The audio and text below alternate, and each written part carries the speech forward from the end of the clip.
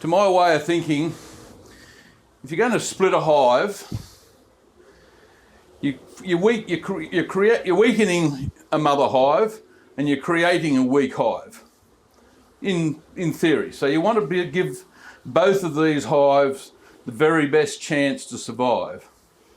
Now the mother hive, generally not too much of a problem, because in this split I'm leaving the queen in here. In this split I will create a queenless nuke, take her away, we'll take this nuke away and then add a queen that afternoon or the following day. And why I call it a takeaway split, because you're actually putting this split that you take 2 or 3 kilometres at least away from the mother hive, so that all of the foraging bees, etc., that are coming out of this hive that you put into here can't come back to where they came from. This is what happens when you do splits, is you take bees out of this one, you put them in here, and they all come straight out of the door and they go back, the foragers all go straight out of the door and back into this hive. What happens there is when you put this nuke somewhere else, it doesn't have very many foragers in it, so they're using brood to the hive needs resources coming in, pollen and its protein, nectar as its carbohydrate. So what you're trying to do is to keep as many of your foraging bees out of this hive into here when you move it away, so that it has resources coming in. What often happens is if you just a couple of techniques to keep the bees in there, and if you don't do those, you end up with a nuke that won't necessarily struggle, but it will take longer to build up, and we're trying to make them build up as quick as we can. So since Ian and Bruce have been here playing with the bees and upsetting them a bit, and I'm a bit of a wuss, I'm going to put my suit on. Hopefully you can still hear me.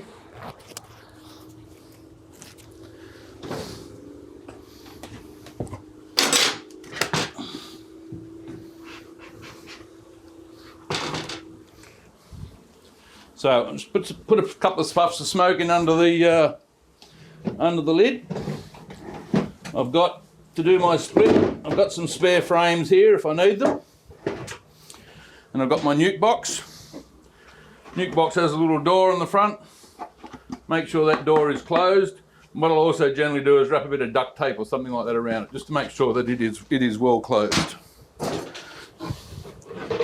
Got a good fitting lid that sits on there. Now, normally if you're doing a split, you would take it out of 2 hives. This nuke box will hold 5 frames. You don't want to take 3 or 4 frames out of an 8-frame box, because you're really halving it. So you'd use 2 hives to create 1 nuke. So let's have a look, see how our friends are in here. So they all look fairly happy. So I'm just going to drop this honey super onto the deck. Your lid there. Thank you.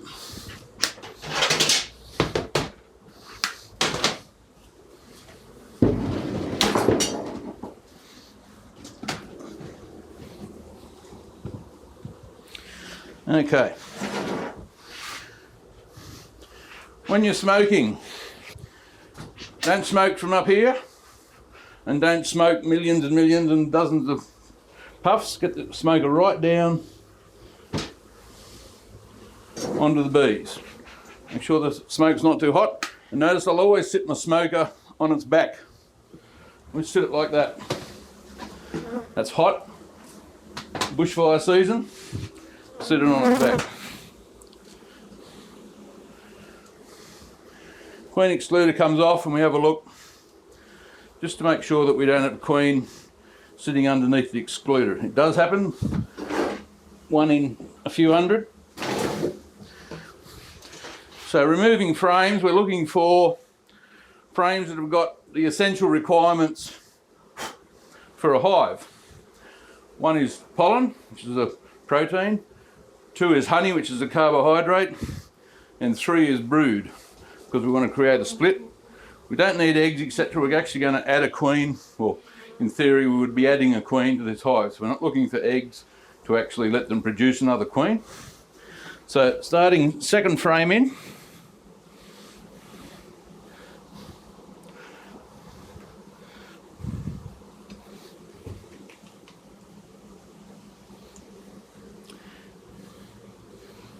And really gently lift the frame out. We don't want to roll, or let the bees roll as they come out. All right, so we've got a bit of a practice supersedure cell on this frame here. So looking at that frame, there's a little bit of scattered brood, a bit of honey and a bit of pollen. So as far as the split is concerned, it's not really what I'm looking for. So we'll just put it to the side.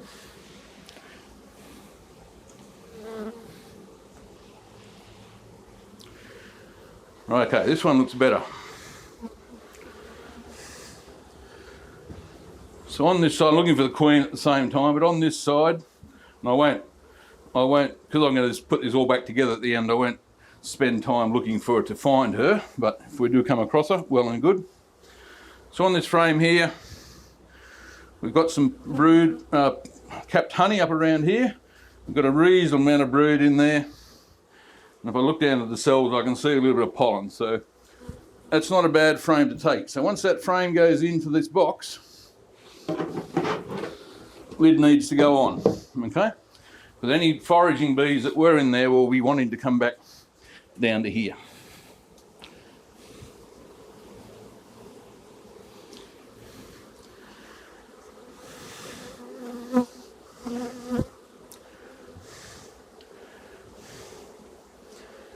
Again, there's brood on there, but not much honey. I really need a nice honey frame to put in there.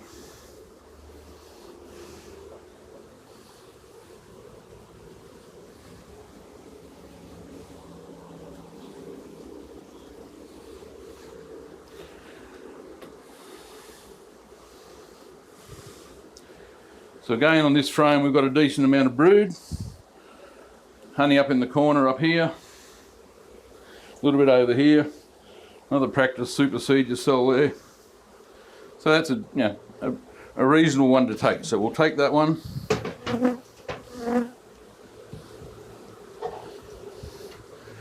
Put it in the box, slip the lid back on. So for a frame of honey, it'll generally be the outside one.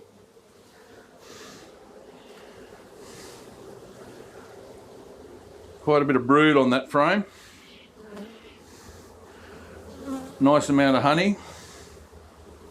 So all the time I'm just looking for those essential things I'm looking for, and some pollen. So those three frames there that I've taken out are really what I'm looking for to create a nuke. There's brood in there to hatch. There's a reasonable number of bees. There'll be some foragers, etc. So I've now taken 3 out of this hive. What I'll do then is just give them some extra bees, and then I'd be opening another hive to actually look for the same again to put in here. What we haven't done is find the queen and isolate her, but that was what we would need to do. We need to know where that queen is. With any luck, we might see her.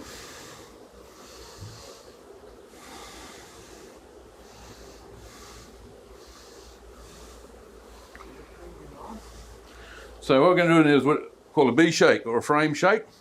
So we lift this off, sit our frame down in there, holding with our index fingers and thumbs on this end. Shake the bees in, slip the lid back on. Great time to do a brood inspection while you've got bees out there. And we might do that with one more frame out of this hive to create our nuke, because we're just trying to stock it with bees. And we'll do the same thing again from our second hive that we're going to take our bees from. So we want to see good numbers of bees in this nuke.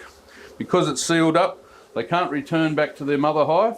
And then we'll actually take that out, send it to another apiary somewhere or other. So you need to have one of your beekeeper friends who's prepared to host a nuke for you for a few weeks, and then it can go over into there. Really, that's about it as far as doing what I call a takeaway split. The critical thing is getting plenty of foraging bees into there, or plenty of bees into there, so that when you do take it away, they can't return to where they came from, and they have the opportunity to boom, basically, because you've created a nice healthy nuke. So later this afternoon, or in this time of day, probably tomorrow, we'll add a queen in the queen cage into here.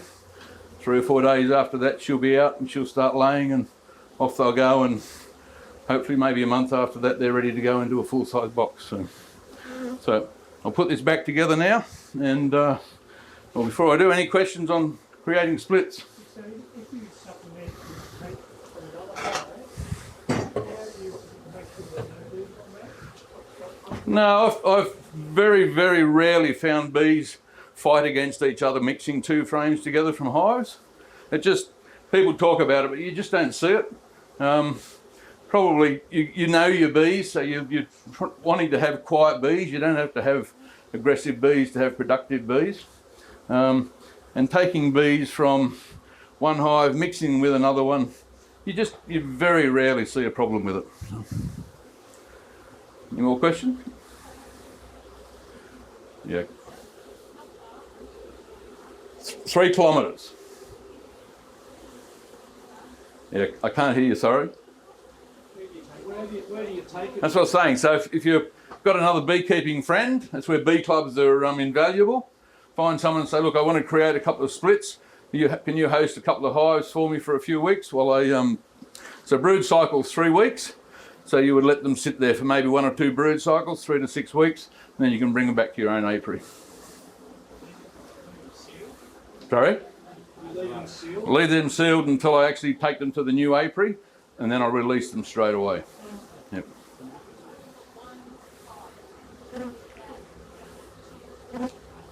Okay. You really don't want to do a split out of 1 hive, okay? We say to people that you're better off to have 2 hives. One, you can use 1 hive to correct another one if you have problems, and it's easy to do splits. Taking a split, you can do it, but you're really weakening that hive, your mother hive, okay? What time of the year do you recommend? Look, anywhere from sort of spring to autumn, basically. So anywhere from September into, you probably don't want to go too late, probably no later than sort of maybe early March. You need to give your nuke time to build up. And that's where, as a beekeeper, you want to look at what conditions are around, what's flowering, etc. If you know your area, and you know, as Michael was talking this morning, he knows he gets a nectar flow in autumn. Then maybe he could do splits in April and they still build up for winter. But yeah. Just a question. Do you ever do double brood splits? Yes, you can do if you've got a double brood box. And it's not a bad way to create bees at the beginning of spring. So if you go a double brood box through winter, slide a queen excluder in between them in springtime, and then you'll work out where the queen is, and you can create, if you've got another queen, you can create virtually a full colony quite quickly. Now, would you move that 2 k's away, or would you just take? My preference is move them. Yeah, it just works better. Yep.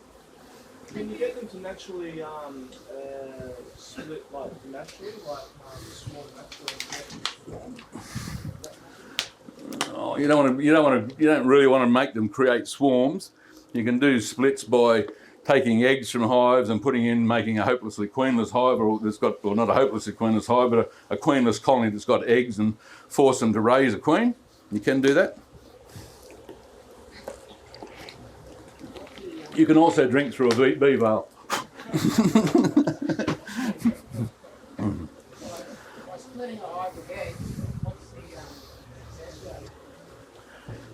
Done at the right time, quite good.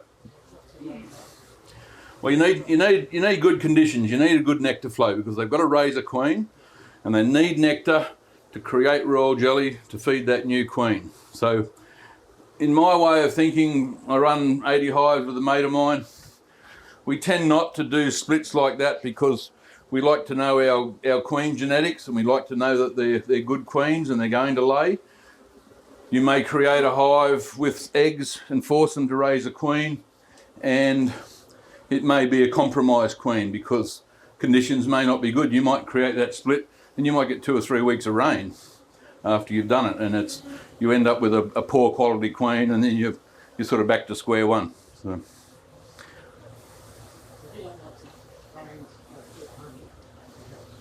Sorry?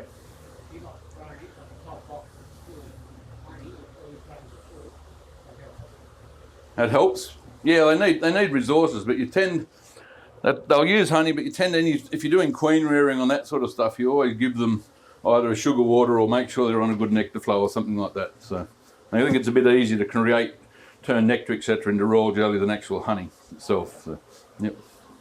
And then if you're moving that, what sort of techniques would you use to get the ventilation?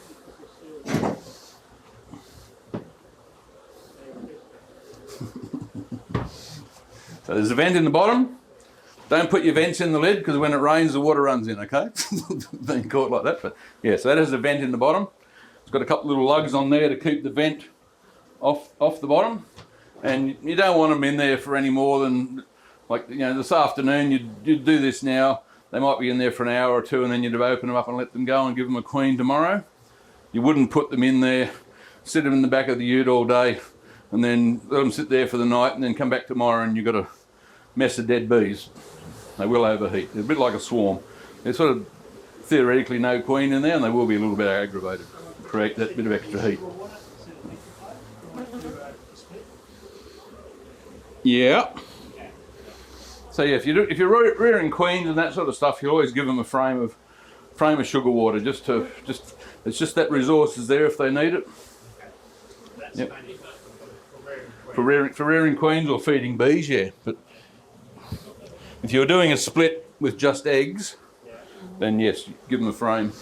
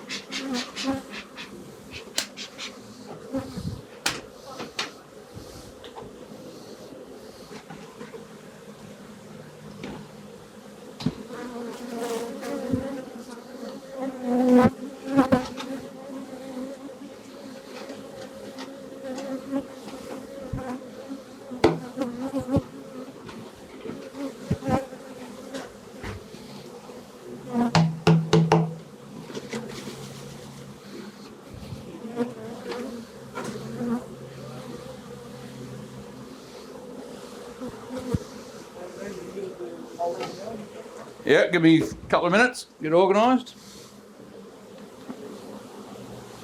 I'll do the pollen out there. It's fairly tropical in here at the moment.